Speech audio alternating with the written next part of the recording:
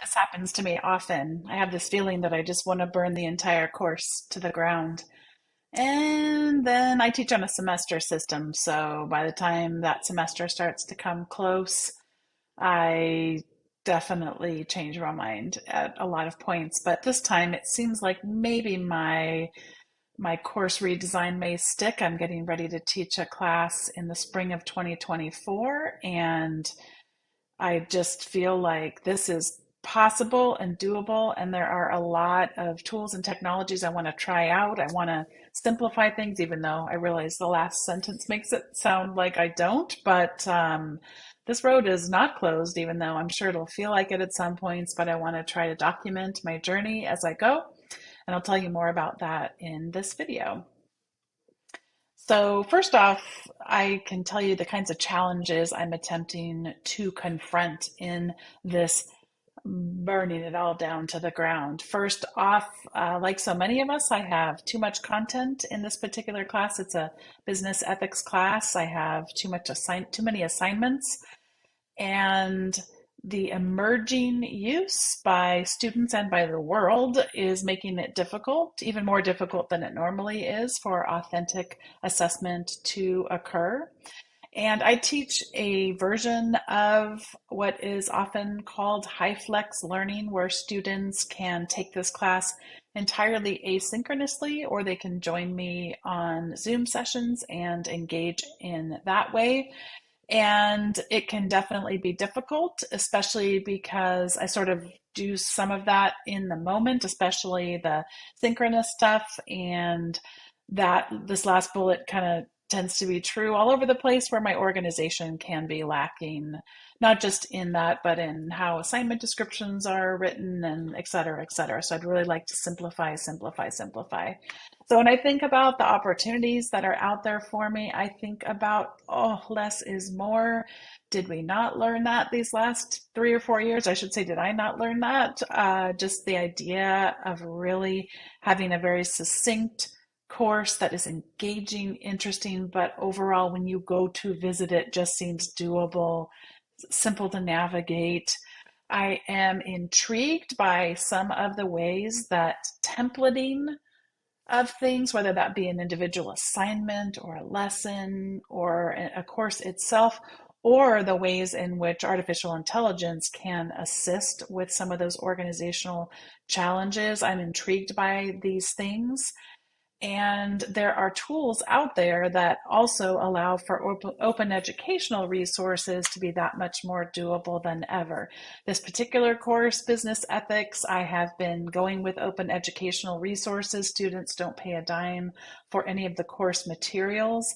And there's even more stuff that's possible today than has even ever been before. So I'm excited about those things. So there are going to be a number of tools that I'll be experimenting with. I'm only going to list a few of them and attempt to briefly describe them now, but I'm sure I'm going to be sharing a heck of a lot more as we go. First, I'll be using a text editor. You could use any type of a text editor. The one that I am using is Typora.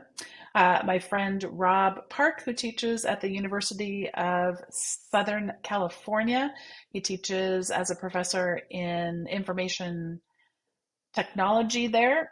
And he's the one who first introduced me to it. He does a similar thing I'll be talking about in a minute, of building his classes open and making them available for people to reference on the web, similar to what I'll be doing. And so any plain text editor, though, can do this for you. I just was intrigued by it because of him. And when I took a look, the price was reasonable, and I decided to go for it. I write, as does Rob, as does a gazillions of people across, in something called Markdown, which is really plain text. You can actually see a little bit of what it looks like here because I made a mistake. So you're writing in entirely plain text, and then it gets formatted for you when the reader sees it. So this Markdown was actually written in something that looks kind of like this, only with a link.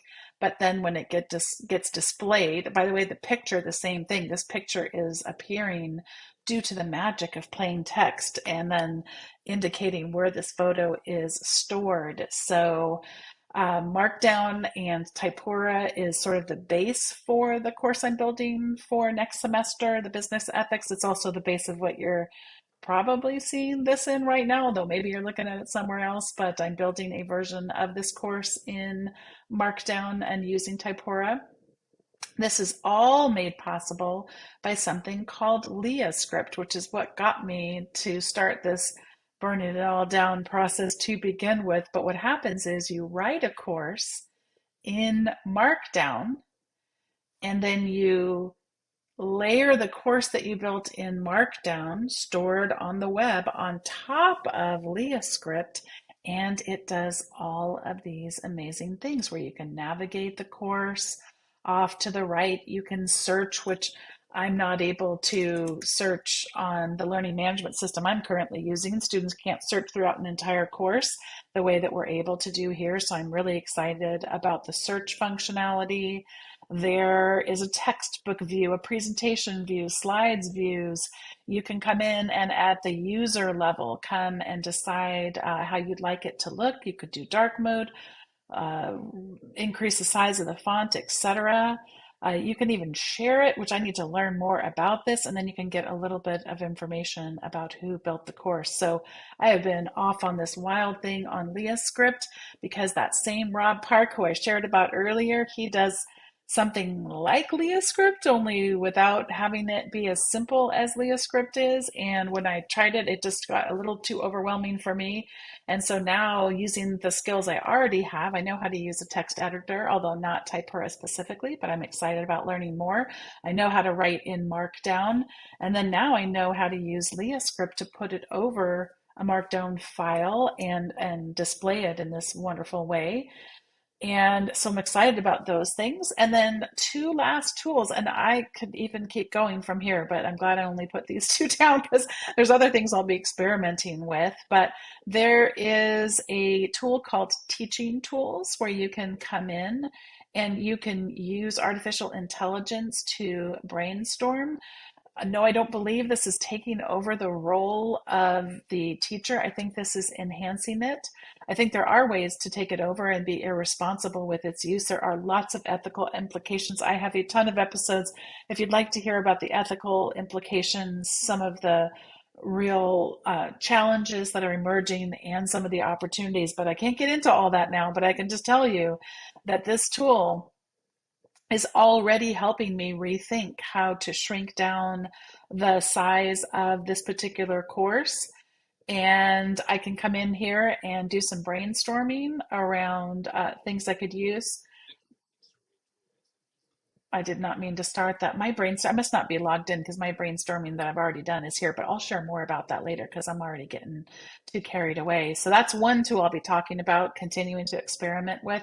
And then also Chat GPT, I'll be experimenting with as well. I'm using 4.0, which is a paid version as of this present recording. And I will be telling you more about how I'm using it and the kind of experimentation I am doing, and lots of other tools to come as I learn out loud in the process of redesigning this course. I have a number of goals. These aren't even all of them. I had to stop myself at some point because I've got some grading to do. My current semester isn't over.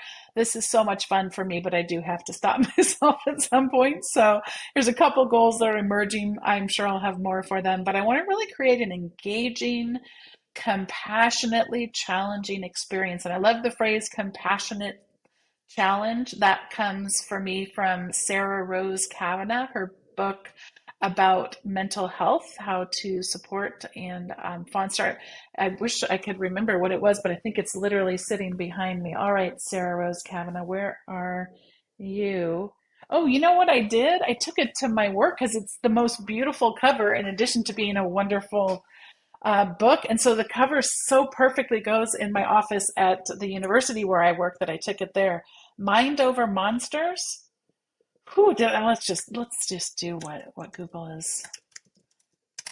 Oh yeah, look at that. Mind Over Monsters. I did remember. Supporting youth mental health with compassionate challenge. There we go. So I really want that to come through in the teaching. I want students to be challenged. I want them to feel my compassion for them and my care. And I want them to learn the most essential things about business ethics and be able to apply them in meaningful and significant ways in their lives. And finally, when it comes to the technology, even though I'm having both fun and being totally challenged, I mean, just how long it took me to do this, whew, I'm learning. I'm learning a lot, but I really want for that technology to kind of disappear and for people to just go, wow, this is easy. I can totally do this. This is all very doable. So that's what I'm hoping for. And I'm hoping that you'll be able to learn some things along the way too. It's kind of fun and challenging and scary all at the same time to be doing this and learning out loud with all of you. So thanks for watching this video. There are more to come.